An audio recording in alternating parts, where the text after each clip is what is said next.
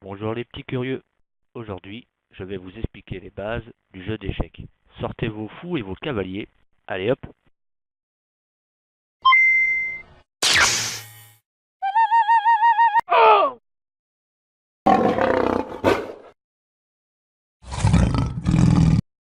On va commencer par sortir un échiquier nu afin de se familiariser avec les pièces.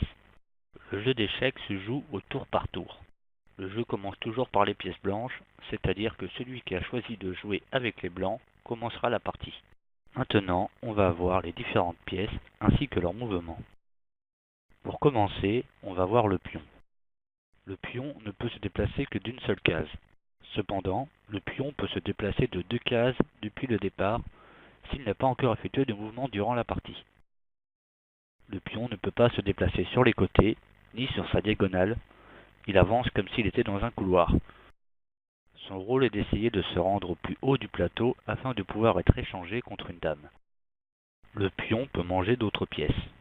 Cependant, il faut qu'elle se trouve sur sa diagonale gauche ou droite.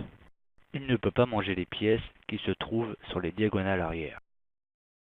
Maintenant qu'on a vu le pion, on va parler d'une autre pièce, la tour.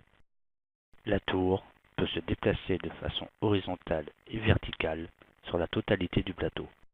Elle ne peut pas sauter de pièce pour en attaquer une autre. À présent, on va voir une autre pièce, le cavalier. Le cavalier peut se déplacer en L. Il peut se déplacer de 2 cases, puis ensuite se déplacer d'une case sur sa gauche ou sa droite. Son avantage réside dans le fait qu'elle peut passer par-dessus les autres pièces.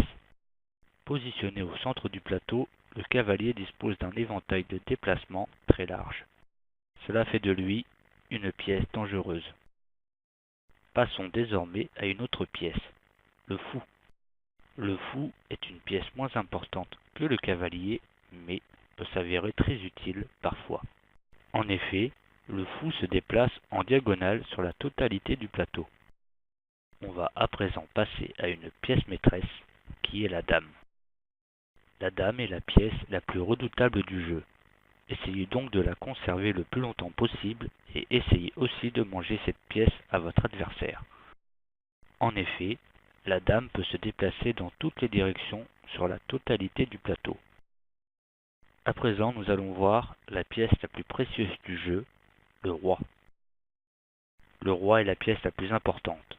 S'il se retrouve dans la direction d'une pièce adverse, alors le joueur qui a mis le roi en position d'échec annonce à haute voix « échec ». Si le roi ne peut faire aucun mouvement, alors il est en échec et mat, et la partie se termine.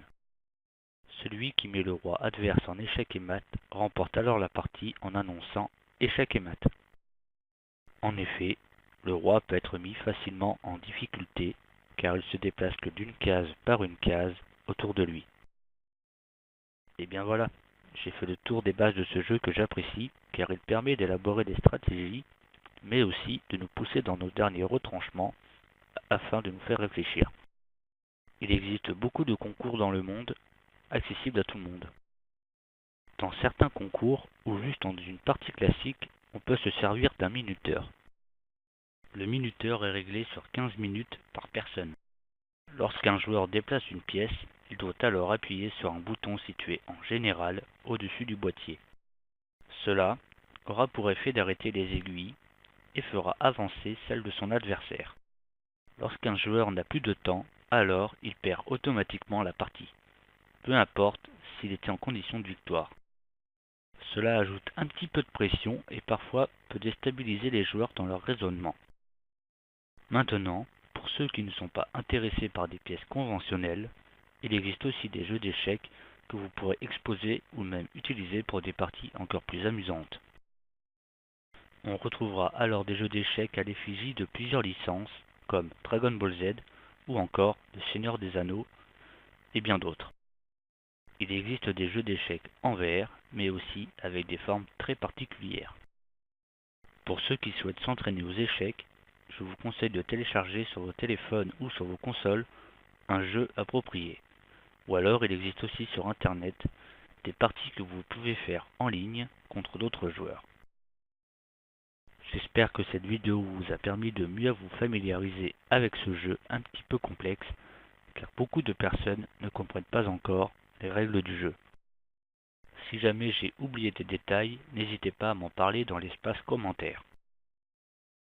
Et bien voilà les petits curieux, la vidéo est terminée. Passez tous une bonne journée et à la prochaine.